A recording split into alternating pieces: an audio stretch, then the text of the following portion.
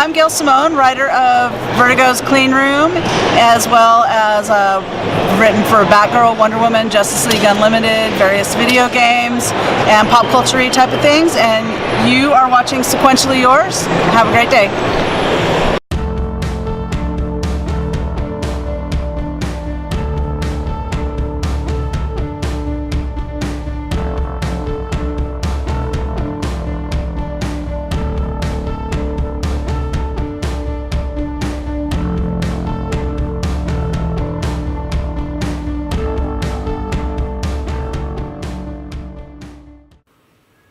Hi, welcome to Sequentially Yours, Cinematically Ours. I'm Karu.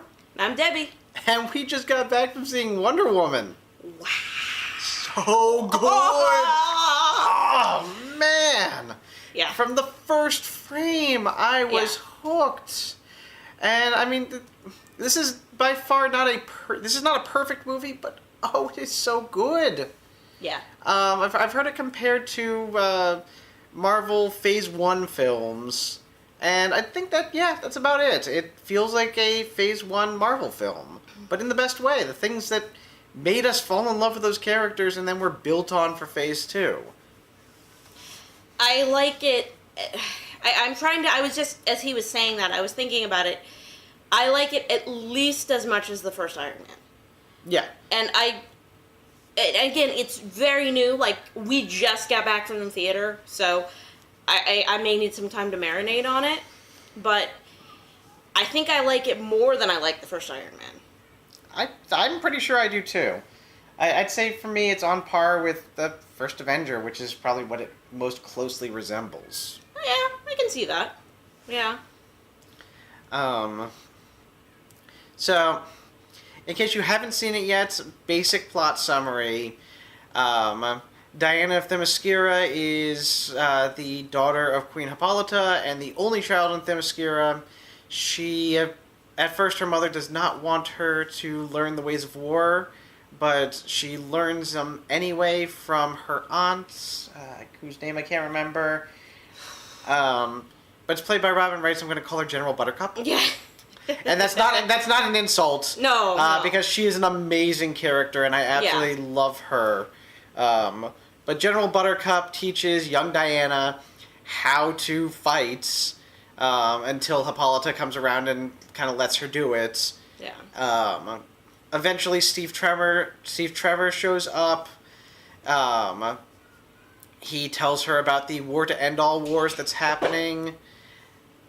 She eventually goes off with Trevor to help fight in World War I because she's convinced that Ares, the god of war, whom the Amazons were created to fight, is the one who is causing this to happen.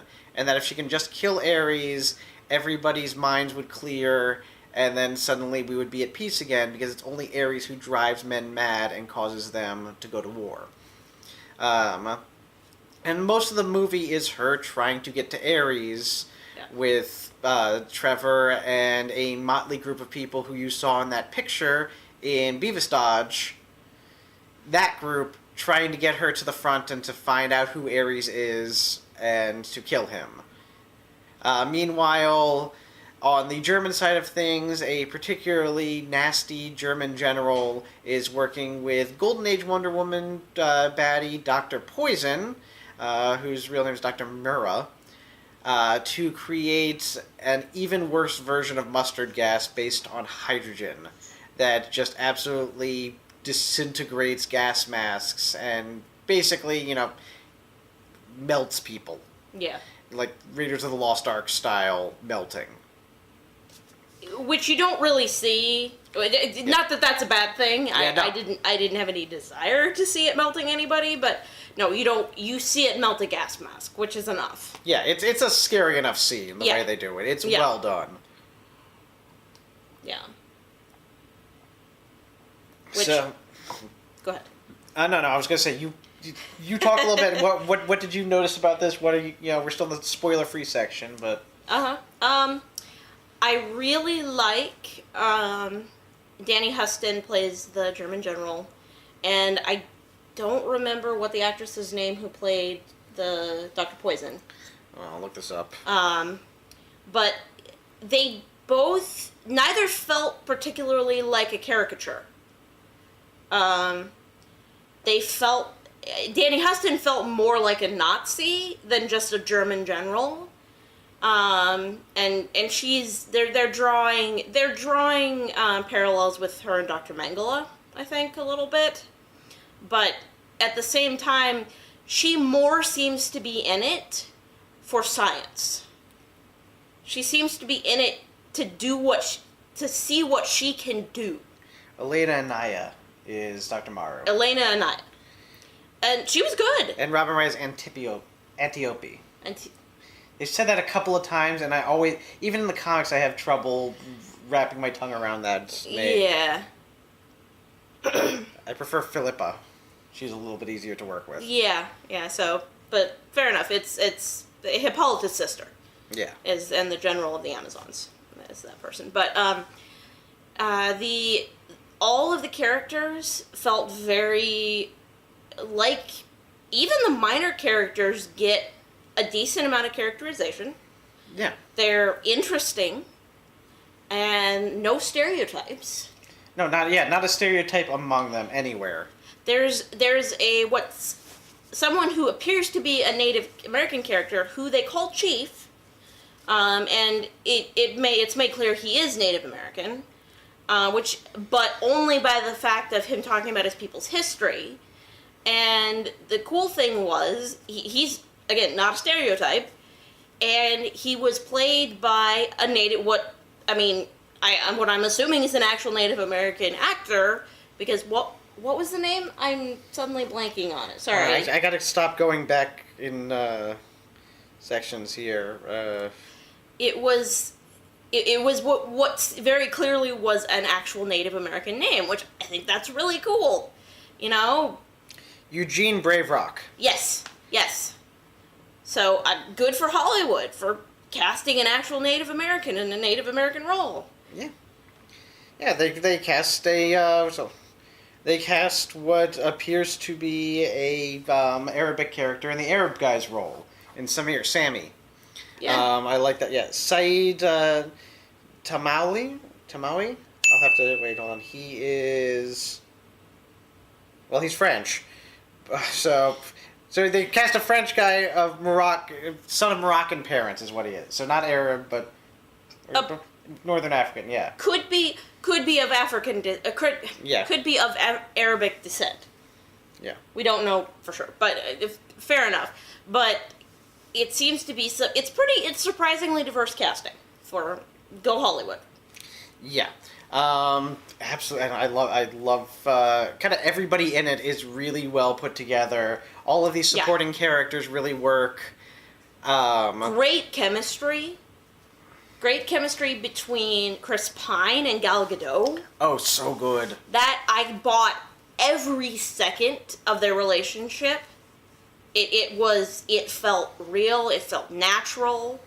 It was great. It's the 20s, or I guess that would be teens. Yes, the teens. It would be teens, but probably about. It's 1918. It's right before the end of the war. Yeah. So 1918. It's right before the end of World War I. They're negotiating the armistice. Yeah, but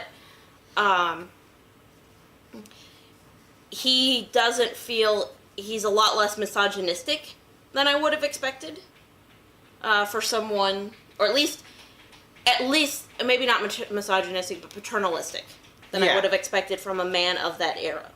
So it's definitely a modern take on gender roles. Yeah. Set in that time period. With the exception of one point in which he pretends that Diana is his secretary, and I think that was just referencing back to the 40s comics in which Diana Prince is Steve Trevor's secretary, and she still had a secret identity at that point, which is not something that they really do that much anymore with Wonder Woman. And part of it is that, it was the 1940s, even if it was written by a female supremacist, it was still the 1940s. If a woman was going to be in the working world, it was going to be a secretary almost certainly. Yeah, it made perfect sense. In the context of the scene, it made perfect sense, because it was clearly, he doesn't treat her that way at all anywhere else, it's only he's saying this because it keeps things perception simple. Yeah. Which was fine. That was fine. But yeah, their chemistry. I bought their chemistry completely. I also love the chemistry of the group from the picture, that's probably what 3/4 of the movie is their adventures. Basically, it's the first 20 to 30 minutes of the movie are on Themyscira. Is it Themyscira or Themyscira? Themyscira. THYME something. So it's THYM something. It's Themyscira. Okay, Themyscira. It's this. That word. Okay, Themyscira. And giving her an origin story, etc. And then she goes, then they leave, she and Steve Trevor leave they go to London, and then they meet up, they gather this group, and they meet up, and then they go on the adventure, and that's the rest of the movie. So they all had great chemistry. They each got some development on screen. They're unique and all different characters. Yeah, they all contribute in different ways. I particularly like how one of the characters, his main skill that he's hired for, he doesn't really do that often.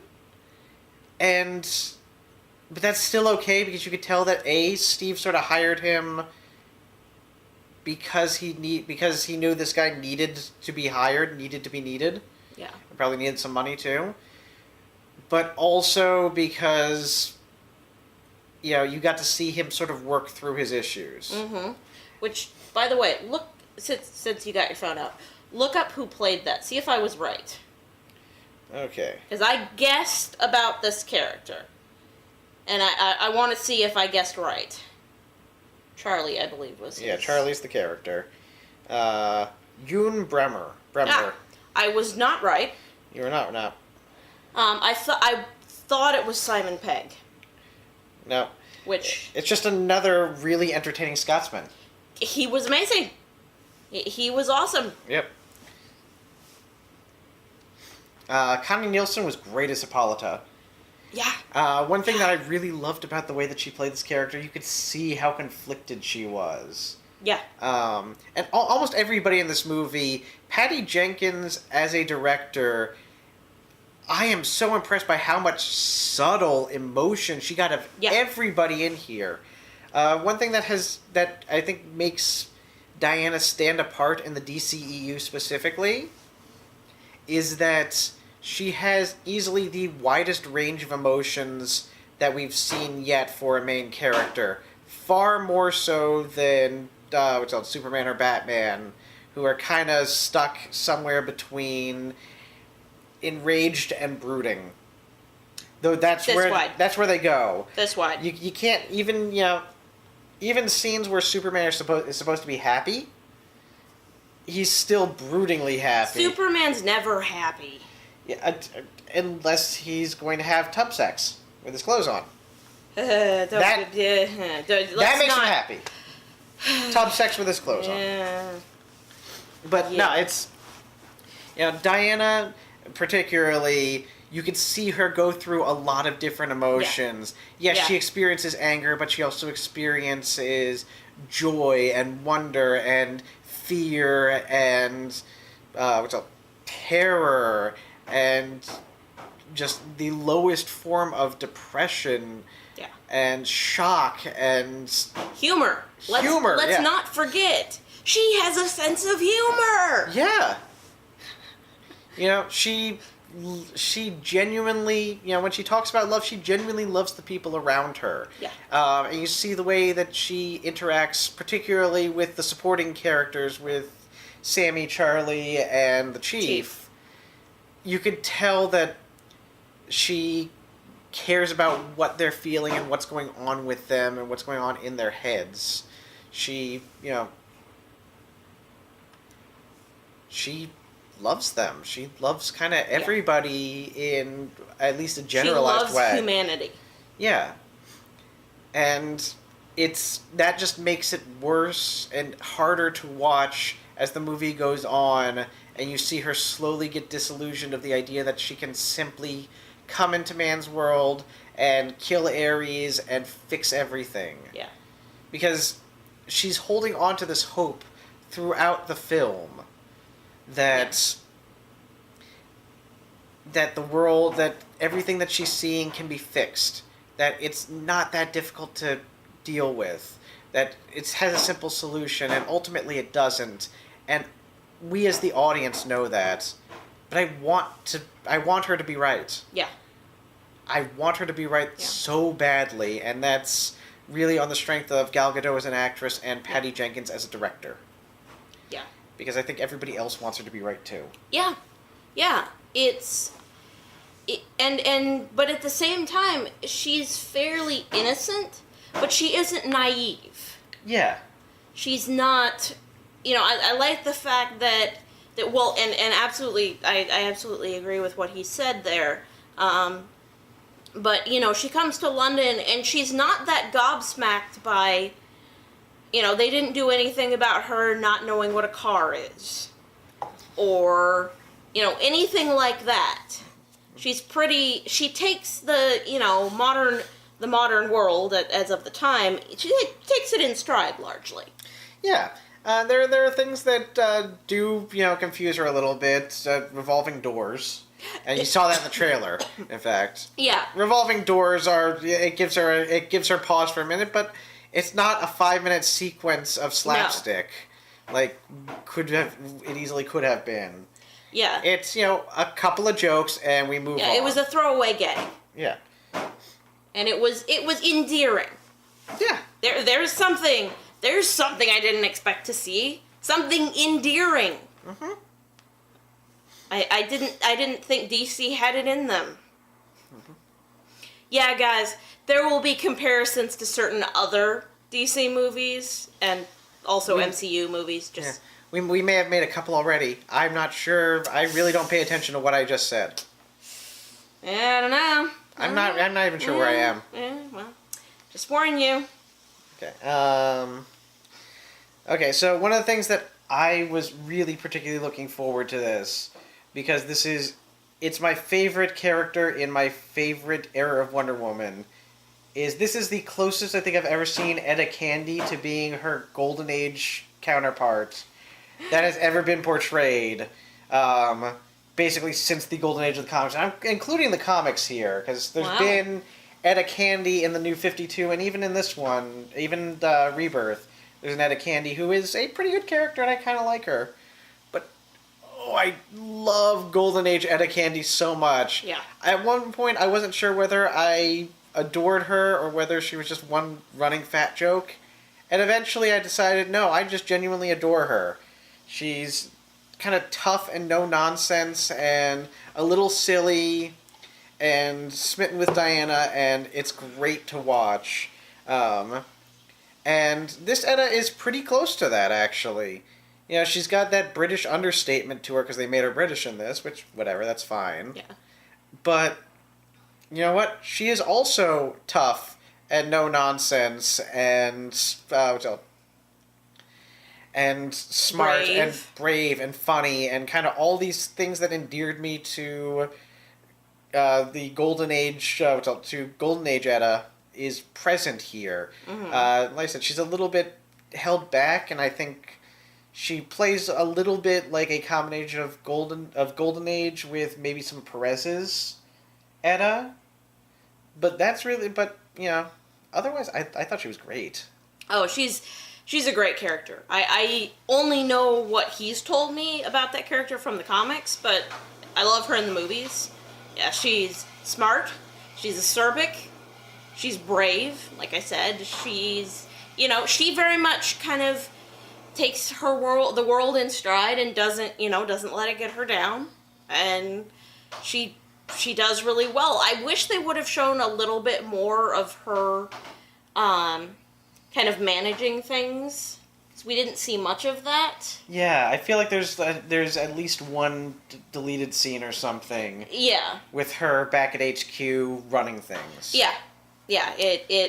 And for that matter, I mean, Steve has a lot of faith in her, clearly. Yeah. Because he says, or was it he or David Thewlis's character? Yeah, Sir Patrick, David Thewlis. Sir Patrick, who's like, oh, how did he put it? This charming young lady, I think is what he said. We'll run things from my office. And she's like, I will? I will. Yeah, it was great. And she was great. It's, again, they made the most of, she didn't have that much time on screen, but they made the most of the time she did have. Absolutely. She's not a scene stealer the way that Chris Pine almost is several times. Yeah. But as a fan of the character, I liked seeing her, and I liked what they did with her. I was appreciative of the treatment of that particular character. Yeah, and absolutely. And I have to comment also, I've liked Chris Pine a lot. I've always enjoyed seeing him. He was great as Kirk. I'm suddenly blanking on what else I've seen him in. I know I've seen him in other things. Right. But this is the subtlest I've ever seen him act. And these are some very subtle performances. But he, especially between he and Gal, it's amazing. He's a really good actor here. And the conflicting emotions and how he's communicating with his facial features, and it's really, really beautiful. I really liked it. I was very impressed with his performance. Very much so. See here.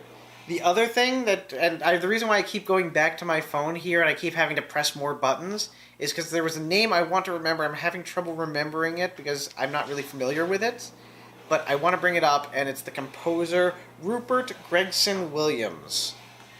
And the score on this movie. Yeah. I cannot fully describe how much I love this score. It's not just the theme, although the theme is great. I mean, I do love that Wonder Woman theme like kind of everybody else in the world. Yeah. But the whole score does such a great job of telling this story and supporting this story. A good example, at the very beginning of the film, it starts in modern times, and Bruce Wayne sends a copy of, or the original picture that was featured in Beavis Dodge of her and the other four guys. He found the picture, and that kind of sets off the flashback, which is the movie. Yeah. But as she's looking at this picture, there's this kind of lilting, wistful theme playing in the background of it. And I didn't know who these people were, but I knew how she felt. Yeah. It really did help me feel what the character was feeling in that moment, and that's what a good score should do. But it was subtle, and it was enhancing what the movie was saying. It was nudging you. It wasn't beating you. Yeah. It was more of emotional signposts. It wasn't manipulating your emotions. Yes. It was helping you understand what was going on screen and what the characters were feeling. Again, very, very subtle. Yeah. Like I said, what I was feeling was what Wonder Woman was clearly feeling, what Diana was clearly feeling looking at this. I don't know these people yet. I don't know what this is in this picture, but I felt wistful. Excuse me. Bless you. Thank you. Because of her performance combined with this music. Yeah. When there's the big reveal of her costume, which does not happen until a good, 45 minutes into the movie? 45 minutes, yeah. They're very cheeky about avoiding showing the costume. Yeah. Until they want to do the big reveal. And when they do, and the music swells, and this sequence happens, it is epic. Yeah. It is so simply done. Yeah. but it is what superhero myths are built on, is that kind of scene. And it was earned. Yes.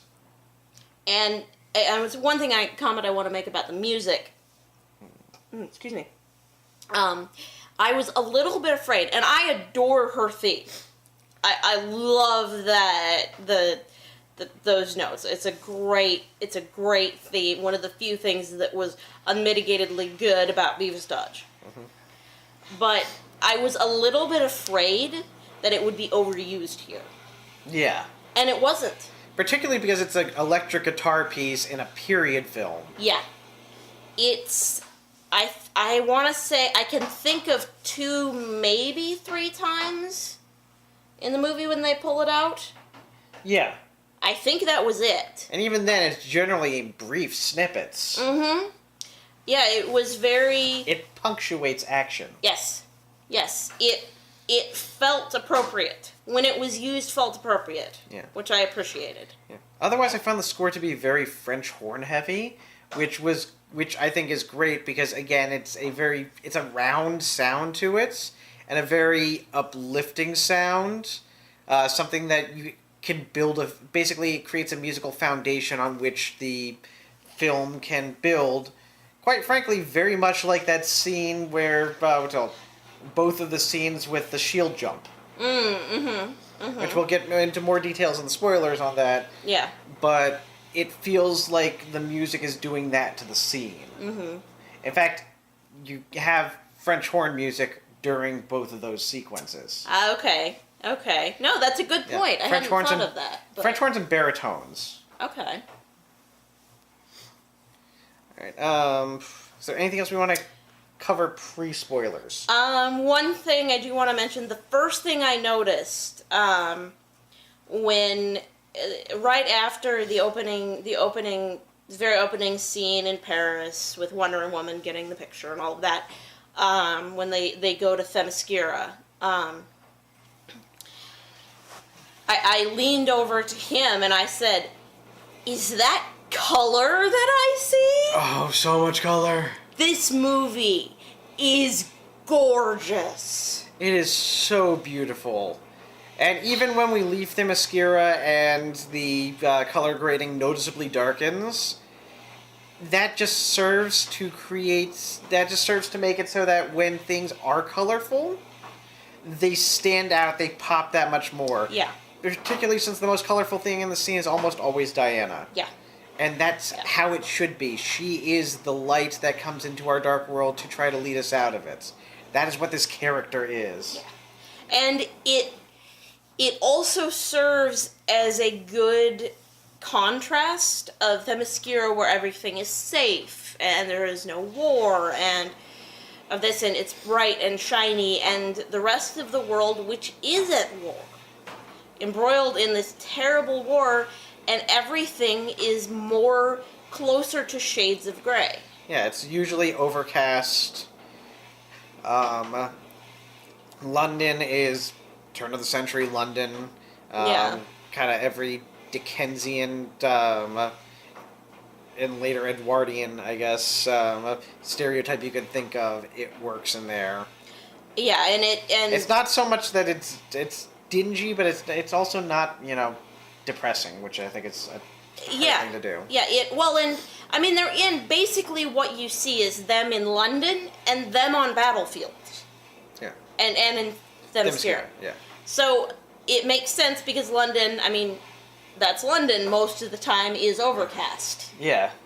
And they're on battlefields where it seemed to be wintertime or fall, near as I could tell, the way everyone was dressed. And also, it's, they're on battlefields. There's smoke and mud, and it was a fairly accurate representation of what, trenches looked like in World War I. So it makes sense thematically, and it's realistic. It's still dark, but it's not depressing. You can see what's going on. Yeah. Yeah, I never was looking at the screen like, I never felt lost visually. Yeah. Yeah.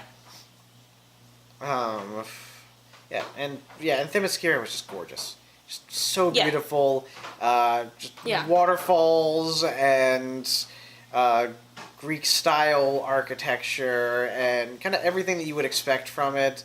It's very much like they drew a lot from Perez visually in this film. It very much.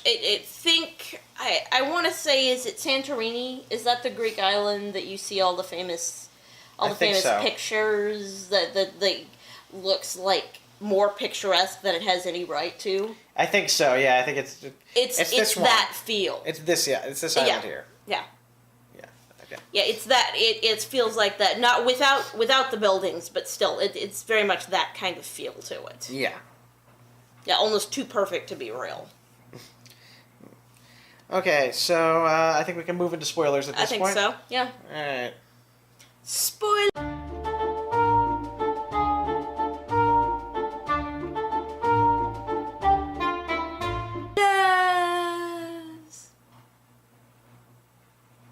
Okay. All right. So spoilers. First thing I'm gonna flat out say is we just put up the spoiler card a couple of seconds ago, so If you don't want to know, we're just giving you another chance. Turn it off now. It shouldn't be that difficult to figure out watching the movie, but David Thewlis's character Sir Patrick is Ares in disguise. Yeah. Diana thinks it's the evil German dude the entire time, who wants the war to keep going. She kills him at one point, but the war doesn't stop, and then she finds out that it was Sir Patrick all along. Yeah. The guy who, when you first see him, is talking about the importance of the armistice and peace. Yeah. And all of that. Which I picked up on. I was like, I think he might be Ares when I first see him. Yeah, we both kind of picked up on who he was, but I think that's more genre savvy than any problem with the film. Yeah. If you have a mystery in a movie and everything is pointing toward one answer, the odds are in favor that it's the other answer. Yeah. There were. Well, it really only could be one of those two people. It could only be Ludendorff, which is the German general. That's Danny Huston's character. Or Sir Patrick, which is David Thewlis's character. Exactly, yeah. Which just made me amused because in seeing him as Sir Patrick, he's Lupin. Yeah. It was Lupin on screen, which made me smile. Yeah. Until he put on the armor. Yeah, well, yes. Mostly, I'm referring mostly to the beginning scenes when you see him as Sir Patrick. The armor is amazing. It is straight out of Perez's run on the comic. It is so cool looking. Literally, I'm sorry. No, you please. Literally, it's like he rises up and like he's drawing all these pieces of metal to himself and just basically molds armor around himself. And my favorite part was when he did the helmet, because it like covers him, and then he takes his hands and just draws down to basically have a nose piece, but you can still see his eyes. Yeah, and you can see the molten metal as he draws his fingers down like this. It is really a great effect. That was really cool looking. Yeah. The only thing that I expected out of it that they didn't do that I think was actually somewhat of a... I don't want to say misstep, but I think it sort of misses the point of Ares. Okay. Alright, so Ares, god of war, right? But the thing is that he doesn't actually care about creating war. What he cares about is eliminating the humans because he thinks that we're all violent monsters. And he does and he's trying to prove it by basically, he suggests things to people, he gives them ideas, but he never forces them to use his ideas. He would rather they didn't. And I'm like, that seems a little strange. See, as I was watching the movie, I was thinking the reason why he was pushing for the armistice so much was because historically the armistice that we got ended up kind of laying the groundwork to what would eventually be World War II. So essentially, yes, he's stopping the war to end all wars, but he is setting up what is potentially an even greater war in the future. And I think I would have liked to see him thinking ahead. Instead, he seems to be pushing for the armistice because it ties the hands of the people who could stop Lindenhof. Lindenhof? Or Ludendorff? Ludendorff. Yeah. Damon Lindelof, that's it. Who can stop Damon Lindelof from screening a war. Damn you, Lost finale! Basically, he's pushing for the armistice because so long as they're Please leave that in, by the way. Oh yeah, you know I will. Good. Sorry, Damon Lindelof. I adore your Star Trek work. No, I think he's pushing for the armistice. Apparently, he's pushing for the armistice, and I'm guessing at this one, but I'm pretty sure I'm right, because it ties the hands of Steve Trevor and British intelligence, because while they're negotiating the armistice, they can't be sending a battalion in to try to find where this super special evil hydrogen mustard gas is being made, because if you send people into German territory while negotiating a peace, it kind of ruins your efforts a little bit. Because that has ever stopped any government ever. Even that aside, there is active fighting going on during it. There's already troops there. Yeah, Like they went to a trench full of troops that were shooting at each other.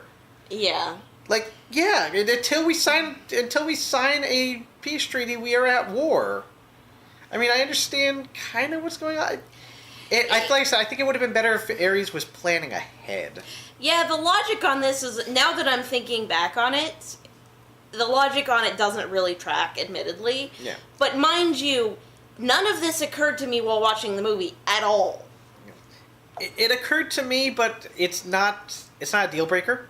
Yeah, it didn't prevent me from enjoying the movie. I just I really kind of wanted him to have a cleverer plan than basically a stalling action. Fair. And that doesn't prevent him from being a compelling villain. I liked him. Yeah, and and the thing I liked about it was the fact that he wanted to work with Diana. Yeah. It was not, I love the scene. There's a scene when you find out she kills Ludendorff when she still thinks he's Ares. And, it doesn't stop things. And then, right then, Sir Patrick is there, and then that's when you realize it's confirmed. Well, there's this scene between them, and it's just a conversation between the two of them. And I love that. It's extremely well-paced. It builds tension beautifully, which this whole movie is beautifully paced, by the way. Oh, yes. Scenes have room to breathe. It feels that the stuff that's on screen is there for a reason, and things build on each other. But this scene specifically, he's talking about things, and she's upset, and she's just, she's ready to, she's got the sword out, she's ready to fight him. And he just stands there. And, he fends off, she swings at him, and he fends it off. And, he throws her back a bit, but he's mainly just defending. And she lassos him, and he had said, well, we're in spoiler territory. What had been said was her origin was that her mother made her out of clay, and what they say is the origin is that she's the child of Hippolyta and Zeus. Now, whether we were having a bit of a discussion about what exactly that means, and as to whether it was the fact that they procreated and actually had a child, or whether it was Hippolyta created her out of clay and Zeus left into her. Yeah. I'm arguing that Hippolyta could have made her out of clay, and Zeus gave her life, and that is just the kind of metaphor that works for Greek mythology in saying that she's Zeus's and Hippolytus' child, in the same way that, essentially the clay figurine is an ovum and Zeus's spark of life is sperm, metaphorically speaking. Yeah. So I'm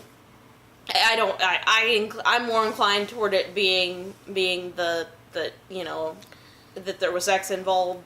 I'm more inclined to believe that's what they're going for, but it doesn't really matter. Yeah. It's not.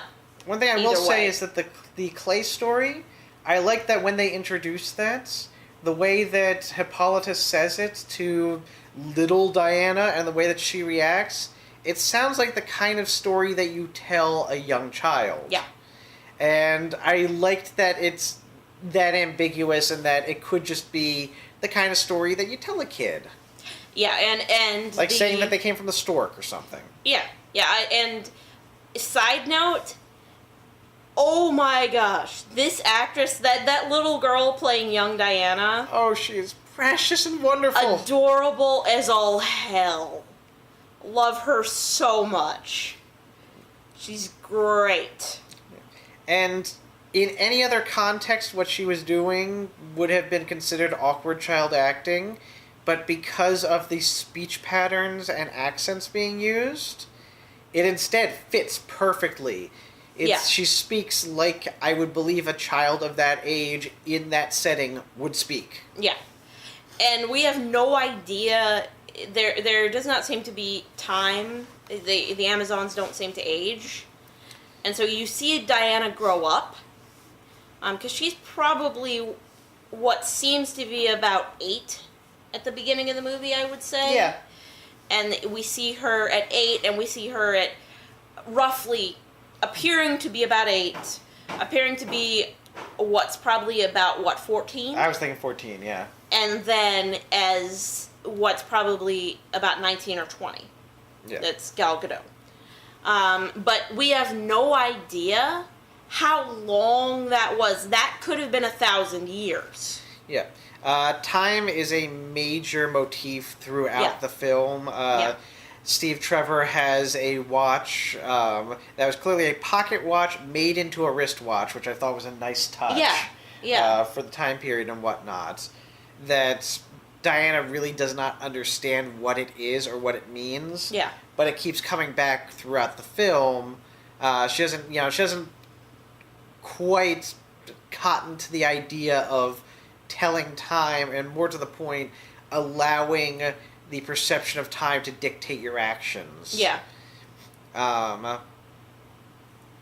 And it fits into a major theme of the film, which is that the things that you do are things that you choose to do in the moment rather than things that you necessarily are supposed to do.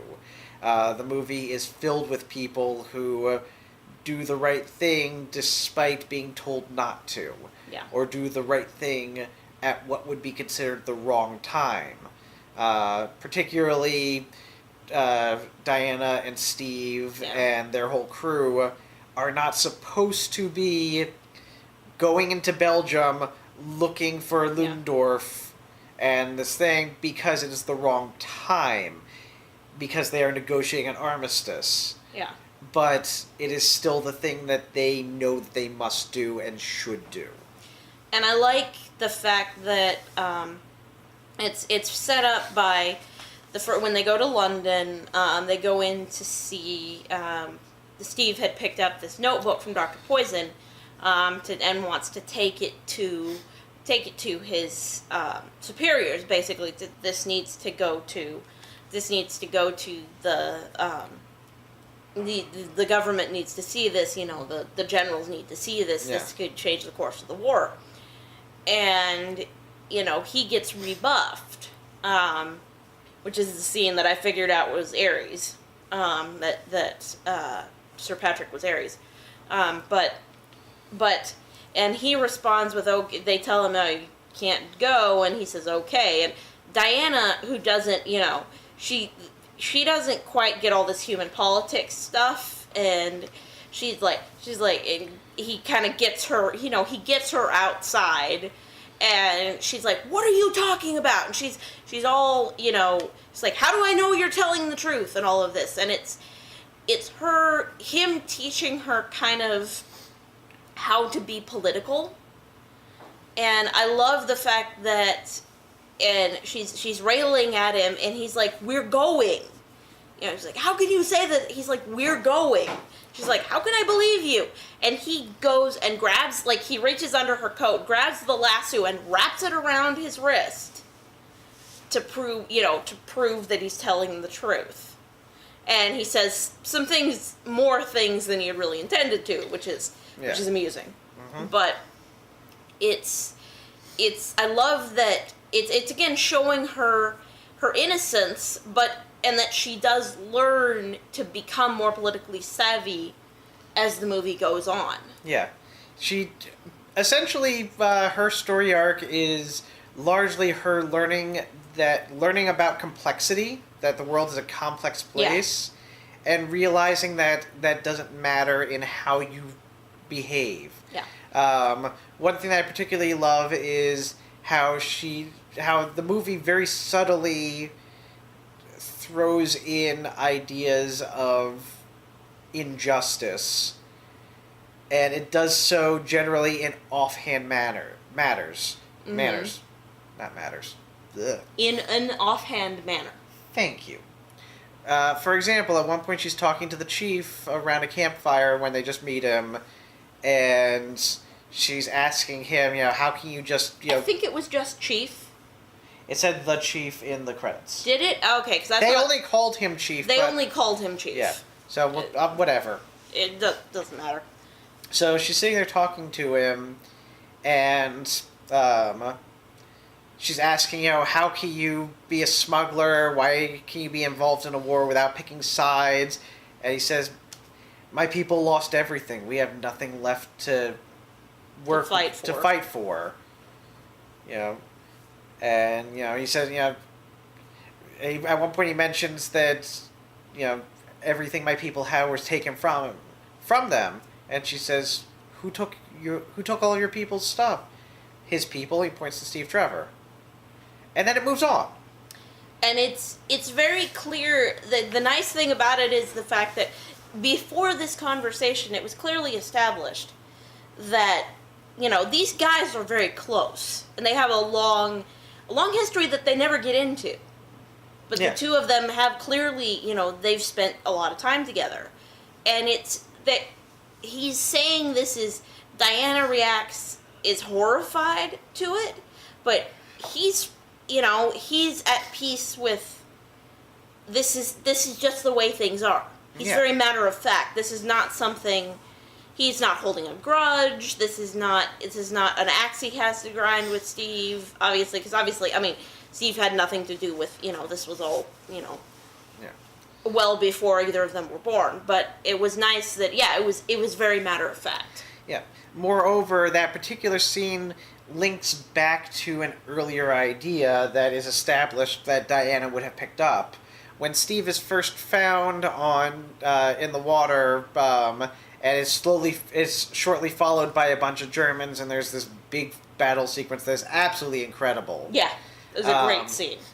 They deal with all the Germans, and then there's all these Amazons ready to kill Steve as well.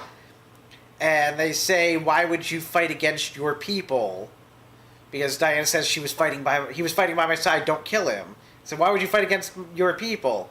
He says, they're not my people. Then why are you wearing their colors? And it's because he's a spy, he's dressed like a German. Yeah.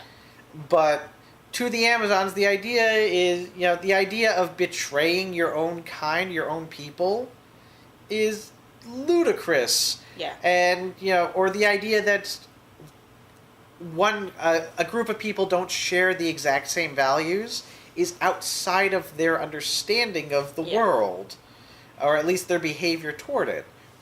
So Diana is immediately confronted with the idea that Steve Trevor is part of a group of people who did something wrong to somebody that she just met but still likes and seems to be a fairly decent person, and yet himself is also a good person.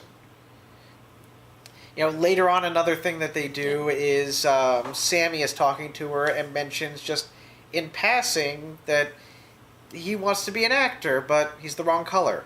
And then he moves on. And it doesn't dwell on it, but it does slowly start to chip away at Diana's naivete and show that... So by the time we get to the point of Ares pointing out that he does not force people to go to war, that they find their own petty grievances and find their own way to violence. By the time we get to that point, we have seen the many ways that human beings can do violence to one another, and the many reasons why we resort to that. Yeah. Yeah, it's very... I like that this is not even... it's part of Diana's character arc, but this is not per se a message that the movie's trying to drive home. It's just, this is Diana learning about humanity. And some of it is that we do really shitty things to each other sometimes. Yeah. And that's a major part of human history. And the development of her character is so natural. And so just, it's a really good character arc. And it's not rushed, it's very subtle. Yeah, and I think that what works about it is that it is limited. They're not trying to make her from a naive young girl into the savior of the world in one film. What they're trying to do is take a naive young girl and turn her into a woman who understands that the world is complex. Yeah. Yeah. And they do admirably. Yes. One thing I noticed is that Patty Jenkins knows how to use a camera shot in an effective way. And usually it's subtle things that will support what's going on screen. One of my favorites being, at one point, Diana is riding on a horse through the woods and Steve Trevor is following her on a motorcycle. And there's just one or two frames where the camera is on its side as it's moving, but it gives this sense of turning and moving through this forest. The camera is still, and people are riding through the shot, but the shot moves within it so that it doesn't feel static. It keeps the action moving while not having to be shaking the camera around. It was unique and interesting. And something I've not seen a shot like that before. That's different. Yeah, it is. I'm sure other people have used it before, and I haven't noticed it or haven't seen it. But you know what? Patty Jenkins, I've got to give her credit for that. And there's a lot of things like that in there. There's a lot of really interesting visual moves with the camera. Another thing that I liked is that when Ares reveals himself, Diana's on the outside of a building. She's looking at him through a window and walking around the building to sort of get to him. And she finally gets to the door. And when she gets to the door, he's not inside. Basically, once the camera moves past the window and into the door frame where he should be, and it's an unbroken shot, he's not there. He was just the reflection. Now he's reflected outside the window as if he were standing out there the whole time. It is a beautiful shot and so well directed. Yeah. I loved seeing it. She's an excellent. She exactly like he said. She knows how to use her camera. She knows how to use her shots. And I want to watch this again because she definitely knows. She knows how to direct the eye. Yeah. Also, it had me thinking of Mad Max, just a Fury Road, just a little bit, because it's been talked about. Like if you watch Fury Road, it's so you can follow. They work very, very hard to make your eye have to work as little as possible. And this is the same way. I love. There's a scene near right at the end, and there are 3 points in the film. and they're all major transition points where Diana, like, as she's trying to gather herself, she looks up. Oh, yeah. And the thing I know, the time that this especially struck me is right at the very end of the movie. And she's in the middle of a crowd of people. And they're in London, crowded street, the whole nine, and it's very much indicative of, and in the middle of this crowd, and everybody else is, they're looking, they're near a memorial wall, basically, that has pictures of people killed in the war. And they're all kind of, everyone's kind of oblivious to her, she's just in the crowd, but she looks up. And it just very kind of encapsulates the movie, the hopefulness of the movie, and it's, your eye is instantly drawn to her. Yeah. She's, and there's nothing, and I would have to watch it again to kind of see what it is how they achieved this, but I really like to see that, it's very, very expertly done. Yeah. I really can't wait for a Blu-ray with a director commentary. Yeah. I want to hear what Patty Jenkins has to say about this movie so badly. Yeah. I said time is a major motif in it.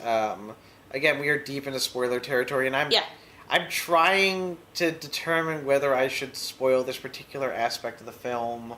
And you know what I'm thinking of right now. Yeah, I know what you're thinking of. But I really want to talk about the theming that goes behind it. I think this is we're in spoiler territory. I think you should. I think you want to talk about it. You should. All right, so I'm going to talk about something that happened, but even though this is a spoiler, and we've warned you, I'm still going to put a time code here in case you want to skip this whole section and just miss this bit. Just in case, I'm going to give you, this is your double super spoiler. This specifically relates to the end of the movie. Yeah. So just so you know. Alright, so time is a major motif in this film. When Steve Trevor comes to the island, like I said, they establish that he has this watch and that this watch is important to him. It was passed down from grandfather to father and eventually to him. I'm a bit of an ass because he comments that his dad had this watch with him everywhere, and I leaned over to him and was like, "Oh, did he have it up his ass?" Yeah. Anyway, stupid joke. It's me being immature. Yeah. But toward the end of the film, there is a plane full of this super mustard gas that's going to kill like everybody within a 50-mile radius. And it's got timers on it, so even if they keep the plane on the ground, it's still going to explode and kill everybody in like a 50-mile radius. Yeah. So Diana's fighting Ares. She gets knocked back. Ares appears to be a little bit down for now, but she can't hear very well because she got, she was just in front of a big explosion. Yeah. And Steve says something to her that you can't quite tell what he's saying, and gives her the watch and then runs after the plane. And essentially as she goes back to fighting Ares like encapsulates her in metal. Ares kind of becomes Magneto for a little bit. Kinda. He even looks like Magneto because of the shape of the helmet. The shape of the helmet, yeah. And also the fact that it's an old dude in armor. Yeah. But kind of entraps her in metal, and she's looking up, and Steve Trevor is flying this plane up, and because it's made of hydrogen, the stuff is explosive. He's just flying it as far up as he can. Yeah. And then he turns around and he fires his gun and sacrifices himself to destroy all of this nerve agent. Yeah. Diana has a no moment, but this one feels earned. Yeah. Like sincerely earned. Remember what we said about the chemistry between the two of them. Yes. But the thing is that what Diana is realizing, I think, in that moment is why time is such an important concept to Steve. Because to him it is limited. And that's something that she's never really experienced up until this point. She knows that people can die, because she's seen it happen, even people close to her. Yeah. But she's never really thought... Essentially, thematically, he is giving her time just before it runs out. Yeah. And that just makes it that much more of a heartbreaking scene and makes it work so much more because we have been building around this.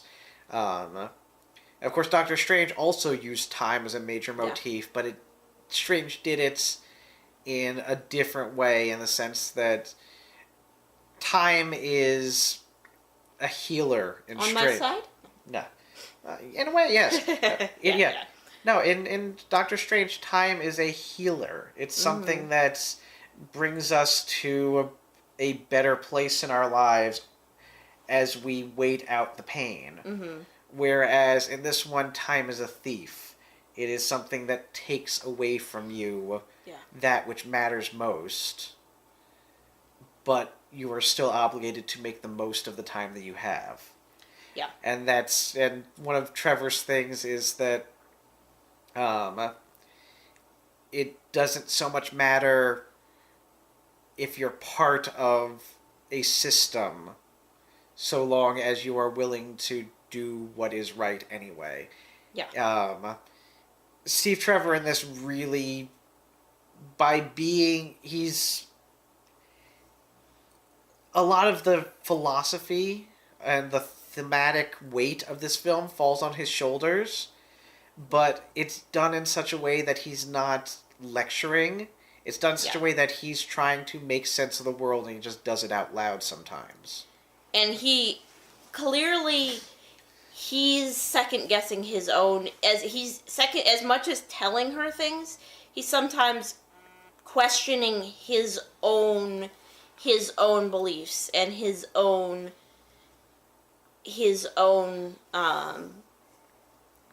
goodness. Yeah. Basically. And I got a lot of,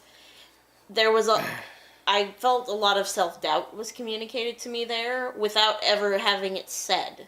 Yeah. Yeah, I especially like when he's saying maybe the problem is with us.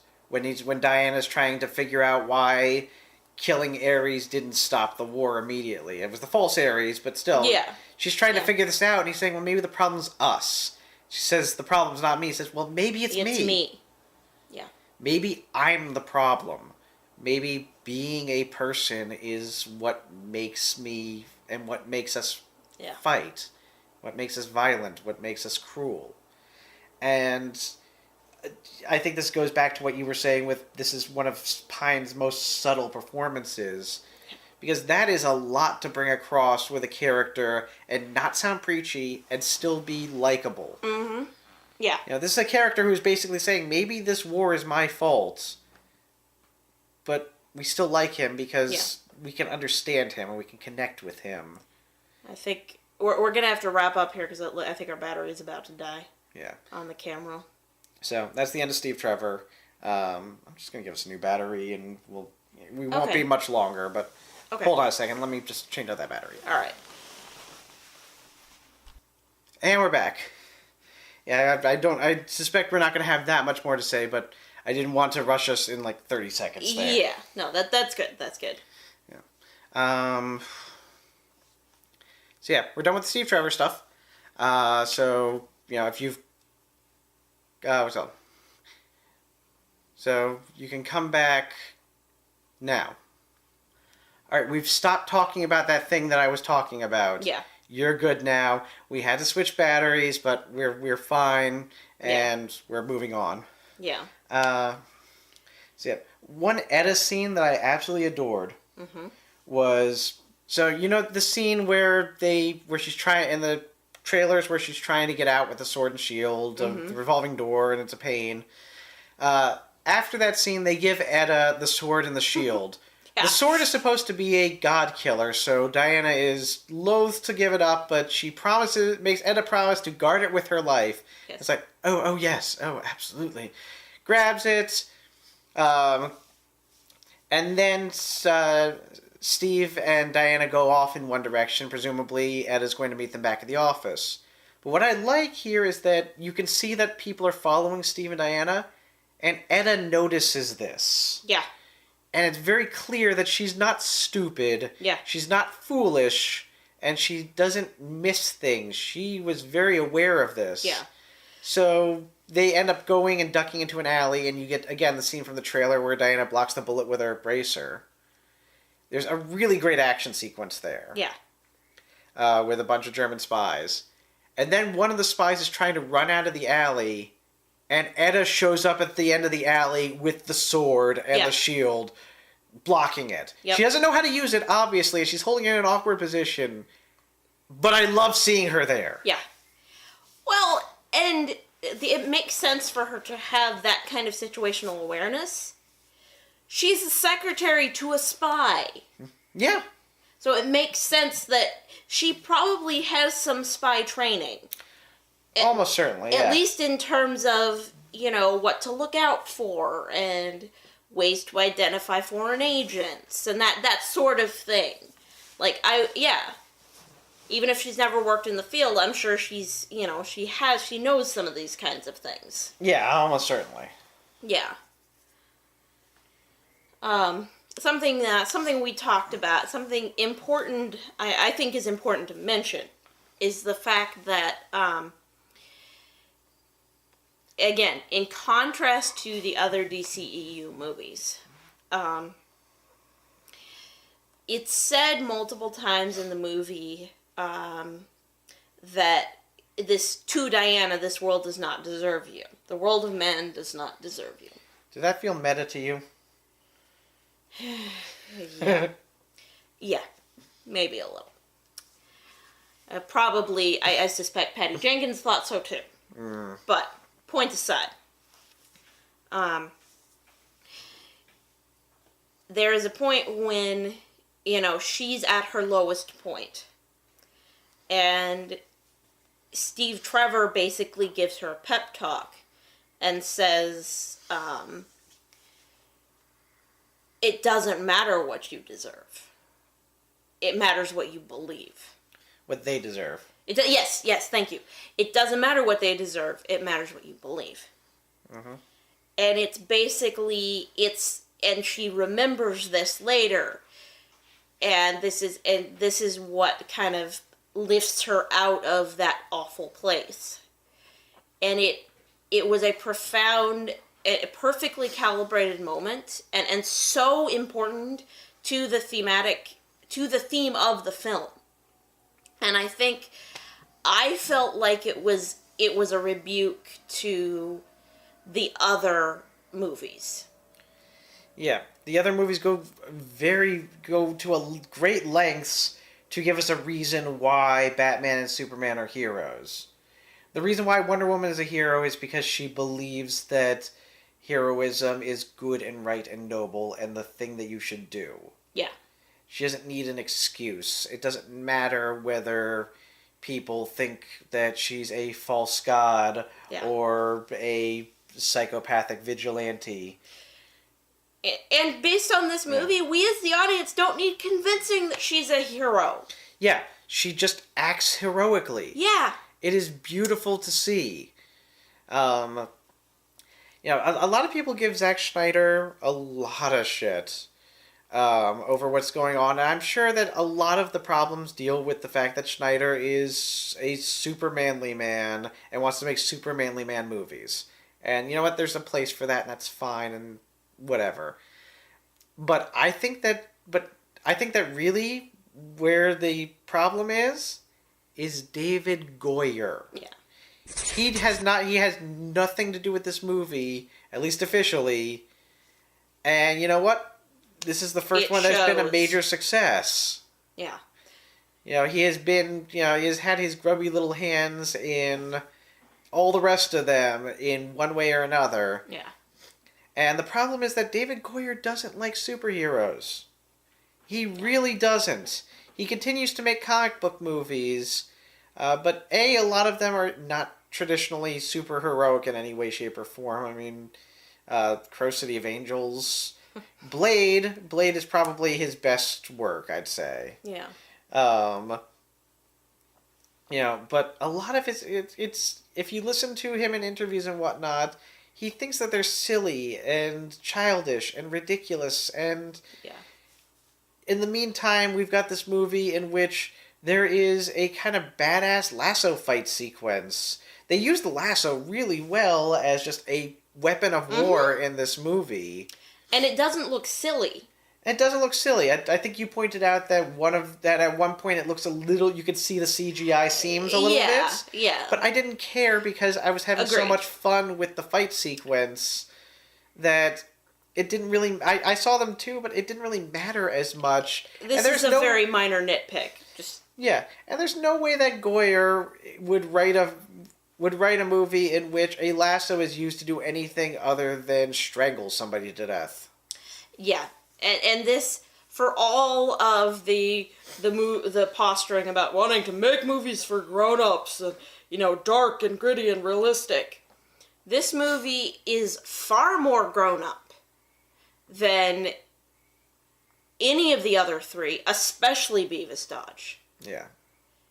Beavis Dodge is very definitely an adolescent movie, but this is a movie for grown-ups. And mind you, you can take your kids to this. This is not to say that this movie is